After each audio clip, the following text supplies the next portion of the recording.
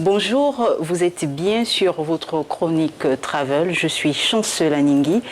Plus un jour ne passe sans qu'on entende parler du coronavirus. Difficile donc d'éviter le sujet entre collègues, en famille, on se renseigne, on prend des nouvelles et les mesures de prévention reviennent en boucle. L'épidémie poursuit sa progression inexorable, bouleversant la vie quotidienne des populations, de la limitation des déplacements aux fermetures de frontières, écoles, transports, rassemblements sportifs, culturels et religieux. La planète a accéléré ces derniers temps un repli sur elle-même à la hauteur de la psychose créée par la pandémie du nouveau coronavirus.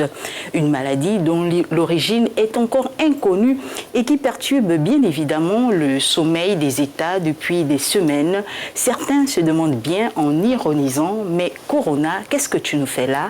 Et que diront le sida, la faim ou autres mots auxquels le monde fait face depuis des années?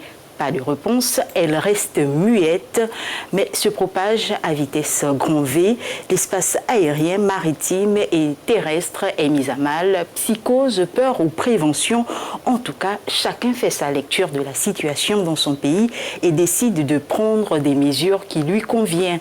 Des mesures de quarantaine et de confinement se succèdent et suscitent déjà de nombreuses critiques, d'abord dans l'espace européen, puis en provenance des pays à haut risque, et enfin, même avec les voisins les plus proches. Impossible aujourd'hui de traverser une journée sans se rendre compte des conséquences directes des fermetures de frontières avec des confinements au retour de voyage, une situation qui commence à peser sur le moral de certains, à l'image de ces touristes bloqués au Maroc. Écoutons.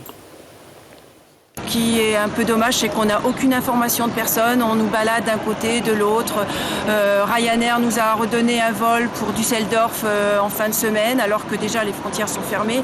Donc on a l'impression vraiment de se moquer de nous et on n'est pas pris en compte de ce qu'on attend en fait. Donc il y a vraiment un décalage entre ce qu'on entend de France, les messages qu'on reçoit en nous disant d'être rassurés, et nous sur place, c'est totalement l'opposé qui se passe. Ce qui est incroyable, c'est que pour des raisons sanitaires, on a laissé des milliers de personnes 2 jours enfermées pratiquement dans l'aéroport, et il n'y a pas meilleures conditions de propagation d'un virus, quoi. C'est-à-dire que il aurait été ce qui était le plus normal, c'était de nous laisser repartir par les vols prévus pour permettre justement d'éviter une concentration de personnes importantes.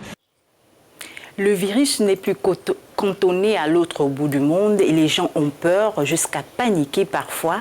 Les autorités appellent pourtant à ne pas céder à la psychose. Ils martèlent les gestes barrières pour prévenir la contamination et rappeler comment elle s'effectue. Le virus se transmet par les personnes qui éternuent, qui se mouchent et qui vous serrent la main. Donc c'est vraiment du contact.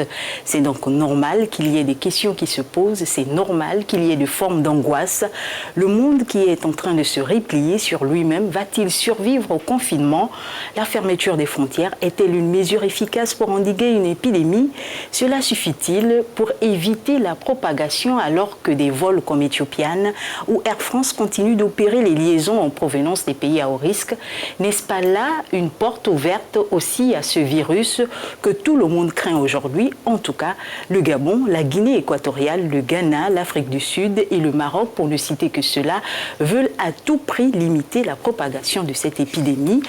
La fermeture des frontières ne fait d'ailleurs pas partie des mesures recommandées par l'Organisation mondiale de la santé qui supervise la lutte contre l'épidémie à l'échelle planétaire.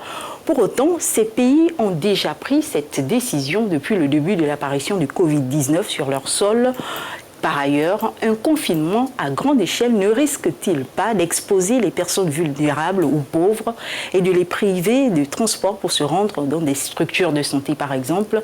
Nous retiendrons que ce nouveau coronavirus ne facilite pas la tâche. Nous avons affaire là à une maladie qui a beaucoup de formes très faiblement symptomatiques. Et dans cette chronique, nous faisons souvent découvrir des lieux touristiques, des nouvelles pratiques de voyage, mais l'actualité nous oblige à vous inviter à rester chez vous, à vous laver régulièrement les mains et à éviter les embrassades et surtout éviter les voyages vers les pays à haut risque. C'est la fin de cette chronique Travel que j'ai eu beaucoup de plaisir à vous présenter et profiter du reste des programmes sur Africa News et africanews.com. Je suis Chancela Ningui.